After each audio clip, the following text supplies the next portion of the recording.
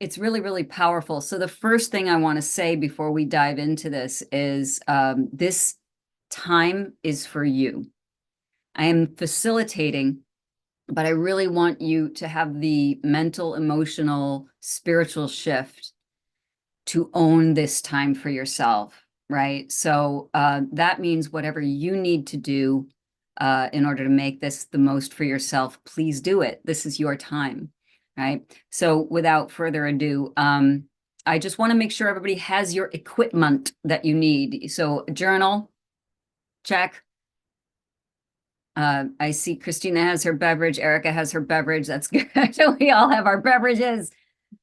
I love your altar, Erica. That's awesome. And right, if you have headphones, when we do the meditation, it really does help to have it all compacted in your ears. If you have a great sound system, then you don't need it. Don't worry about it. If you want an eye cover, make sure you have that for the meditation.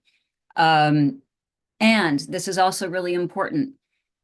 When we do the meditation, you are allowed to leave the screen. You can either turn your camera off or you can disappear to somewhere else in the room so you can lie down if you like to lie down when you journey. That's totally okay. In fact, what's going to be happening is we'll do the meditation and we're going to go directly into the writing. I don't want to talk. I don't want you to lose the magic of where you've just returned. So I'm just going to say that now. When you come back from the journey, just know immediately you're going to pick up your journal and start writing. Depending on our time, I'm hoping to give you 10 minutes to write so that you can really get your stuff down. Now, then we move into the discussion part, and it's voluntary, but I can tell you that if you share, you will really get a chance to process and integrate the messages that you receive from your journey, from your highest self. And that's where I come in as a therapist, not just as a coach, because sometimes what comes up is old stuff that we can't make sense of. So the idea here is to bring the gifts back with you and then figure out, how do I apply these gifts in my day-to-day life? Because if I can't do that, this was just a fun nap time, you know what I mean? Which is great. There's nothing wrong with that. And in fact, you might fall asleep, and that's okay too.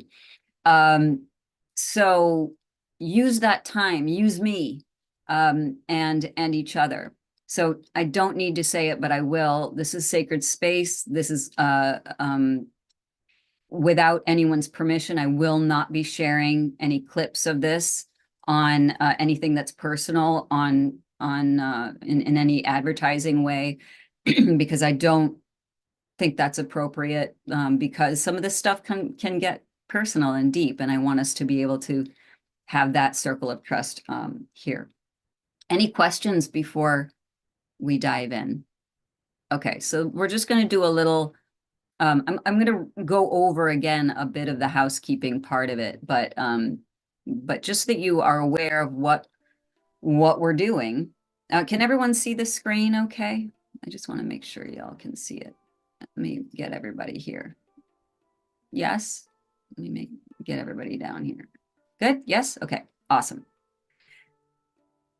So let's talk a bit for a second about what this is. Write Yourself Open, the way I have designed it, is it's a transformational workshop. So during these 4 weeks, you're going to be discovering and celebrating your highest self or your true self. To me, they're interchangeable. And we're going to do that, as you already know, through guided meditation, through the journal writing, where you're going to be recording your journey, and through the discussion and the processing.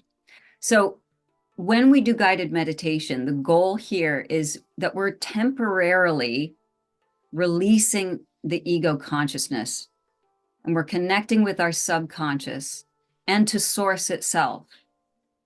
And that's going to allow guiding images to emerge in response to whatever it is we're bringing to it. Today will be a greeting day, and we're going to be reconnecting with our highest self.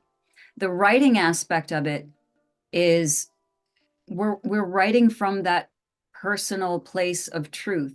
So we're going to leave our physical bodies for a minute, but when we come back and we do writing, that's the way to connect the unconscious or the subconscious to the conscious through the physical act of writing and putting our words down on a piece of paper.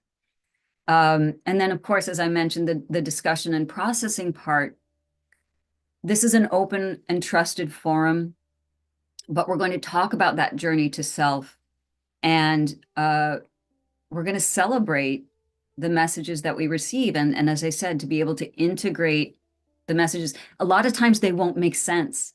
So that's part of why we want to do the discussing and processing part. Okay. I have the chat open if anybody has questions, okay, as we move forward. So all of this work opens us to our divine nature, which is the entire point of the entire foundation of self work. When we're open to our divine nature, of course, we feel great, but the energy that we are putting out into the world is so much purer and so much more beneficial for our human family and our non-human family. So that's kind of why we do this. Right. So we're opening to as a resource and looking at our highest self as a sacred friend. I like that phrase because our highest self is with us from the beginning and through the end, whatever the end might be, if we even want to say that. So here's what we're going to cover in these 4 weeks. This day, we're doing the self as oracle. This is where we're really going to be able to drop into meeting our highest self, or re-meeting if we have already, and consulting. We're going to get into the practice of working with the highest self as an oracle. This is important because you'll be able to do this no matter what, whenever. And that's why this course is designed to help you get used to doing that. Next week, we move into livelihood and career. Now, you may be on the fence about what you want to do. You may be in transition. You may have some hiccups in the work that you do. And I say livelihood and career because this isn't about making money. This isn't about capitalism. This isn't about your definition of your business self. It may encompass that, but we're really talking about what is it that you're doing from day to day that is sustaining you in some way, if that makes sense. So that's next week.